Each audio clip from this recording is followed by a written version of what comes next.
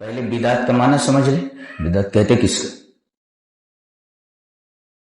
اصل میں جب آپ لغت عربی ڈکشنری کنسلٹ کریں گے تو دیکھیں گے کہ یہ بدعت بے دال عین بدعا کے مادے سے بنا ہے. یعنی بدعت کا لفظ بدعا سے بنا ہے، جس کا مطلب ہوتا ہے بغیر کسی سابق نمونے کے کوئی چیز بنانا، کوئی چیز کرنا. یعنی پہلے اس کا کوئی نمونہ نہ ہو، مثال نہ ہو، نظیر نہ ہو، وہ کام کرنا. اسی وجہ سے اللہ تبارک و تعالیٰ کی ایک صفت ہے بدیع. اللہ نے فرمایا بدیع السماوات والارض، اللہ آسمانوں اور زمینوں کا بدیع ہے. کیا مطلب؟ آسمان اور زمین کا نقشہ، آسمان اور زمین کی نظیر، آسمان اور زمین کا نمونہ پہلے موجود ہی نہیں تھا. اللہ تبارک و تعالی نے آسمانوں اور زمینوں کو بغیر نمونے کے بنایا ہے، کسی سابق نظیر کے، کسی سابق نمونے کے. تو گویا بے دال عین کے مادے میں یہ بات پائی جاتی ہے کہ پہلے وہ چیز موجود نہیں تھی، بعد میں اس کو کیا جانے لگا. اسی طرح سورہ احقاف میں اللہ نے اپنے نبی سے فرمایا کہ آپ کہیے قُلْ مَا كُنْتُ بِدْعًا مِنَ الرُّسُلِ، میں کوئی انوکھا رسول نہیں ہوں. یہ دیکھو بدعت کا لفظ یہاں استعمال ہو، بے دال عین، قُلْ مَا كُنْتُ بِدْعًا.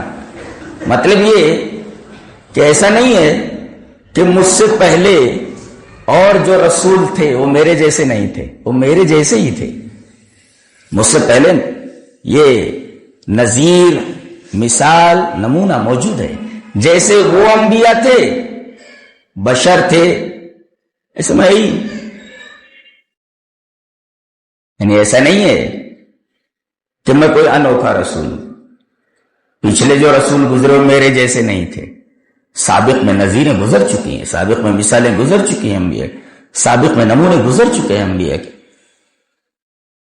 تو اس آیت کریمہ سے بھی معلوم ہوا کہ بدعت کہتے ہیں جس کی کوئی سابق نظیر نہ ہو، سابق نمونہ نہ ہو. یہ تو بدعت کا لغوی معنی تھا. آئیے بدعت کا اصطلاحی معنی سمجھ لیں.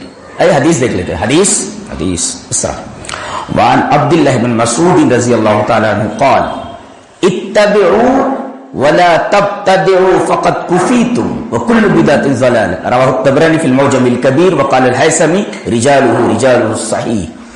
اس کے رجال صحیح کے رجال ہیں، اور یہ روایت طبرانی معجم الکبیر کے اندر موجود ہے، اور راوی حضرت عبداللہ بن مسعود ہے.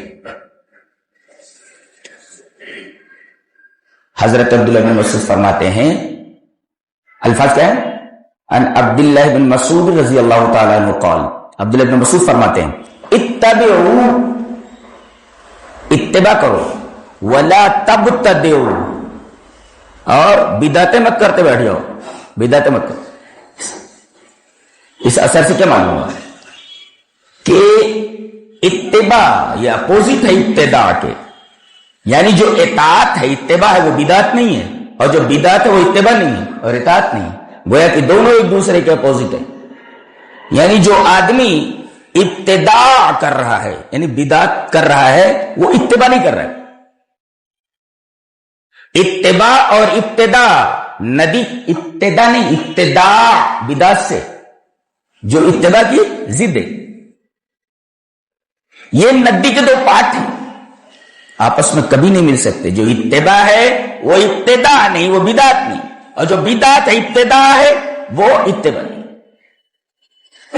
یہاں کیا بتایا گیا؟ اتباع عین اپوزٹ ہے ابتداء کے. سمجھنا ہے؟ اس کے بعد منع کیا گیا کہ اتباع کرو بدعتیں ایجاد مت کرو، بدعتوں پر عمل مت کرو. اور اس کے بعد ٹکڑا ہے فقط کفیتم، تو تم کفایت کیے گئے. کیا مطلب؟ اس جملے کا خلاصہ یہ ہے کہ قرآن و حدیث تمہارے لیے کافی ہے. فقط کفیتم کا مطلب تم کفایت کیے گئے. کیا مطلب؟ قرآن و حدیث تمہارے لیے کافی ہے. یہ جملہ بتا رہا ہے کہ اگر تمہیں بدعت سے بچنا ہے اور اتباع کے راستے پر چلنا ہے تو اس کی ایک ہی صورت ہے کہ قرآن و حدیث کو کافی سمجھ لو. جو آدمی قرآن و حدیث کو کافی نہیں سمجھتا وہی بدعتوں کے اوپر چلنے پر آمادہ ہوتا ہے، بدعتیں کرتا ہے. دیکھو کتنی بڑی بات کہی. حل بھی بتا دیا گیا، اتباع کرو، بدعتوں کے راستے پر مت چلو. ٹھیک ہے، طریقہ کیا ہے کہ ہم اتباع کے راستے پر چلیں اور بدعتوں کے راستے سے بچیں؟ طریقہ کیا ہے؟ فقط کفیتم، تم کفایت کیے گئے، یعنی قرآن و حدیث تمہارے لیے کافی ہے. قرآن و حدیث کو اگر تم مضبوطی سے پکڑے رہو گے تو تم بدعت کے راستے پر نہیں جاؤ، اتباعی کے راستے پر رہو. اس کے بعد ٹکڑا ہے کل بدعت ضلالہ، ہر ضلالت گمراہی. اس اثر سے جو عبداللہ ابن مسعود رضی اللہ تعالیٰ عنہ سے مروی ہے، آپ نے کتنی باتیں سمجھی؟ اتباع ابتداء کی ضد ہے. جو بدعت ہے وہ اتباع نہیں ہے، جو اتباع ہے وہ بدعت نہیں ہے. ہمیں اتباع کے راستے پر چلنا ہے، بدعت کے راستے پر نہیں چلنا ہے. کیسے چلیں اتباع کے راستے پر اور بدعت کے راستے سے کیسے بچے بتا دیا گیا. فقط کفیتم، تمہارے لیے قرآن و حدیث کافی ہے، اس کو کافی سمجھ لو تو تم بدعتوں کے راستے پر نہیں چلو. اور اس کے بعد بتایا گیا کہ یہ کتنی خطرناک چیز ہے. کل بدعت ضلالہ، ہر بدعت گمراہی ہے. کیا مطلب؟ گمراہی کا کیا مطلب؟ جانا تو اسے بمبئی اور بیٹھ گیا وہ حیدرآباد کی ٹرین پر، منزل مقصود پر گمراہ میں بھٹک گیا، یعنی جانا تھا جنت میں چلا گیا جہنم میں. دیٹ از کالڈ ضلال. اسی ضلالت کے ذرا بھٹک گیا، یعنی منزل مقصود سے دوسری جگہ پہنچ جانا. کل بدعت ضلالہ، یہ اس اثر کا مفہوم تھا جو میں نے واضح کیا. تو بدعت کا ایک اپوزٹ، ضد، وہ ہے اتباع، اور اتباع کا عین ضد، اس کا عین اپوزٹ ابتداء ہے، بدعت.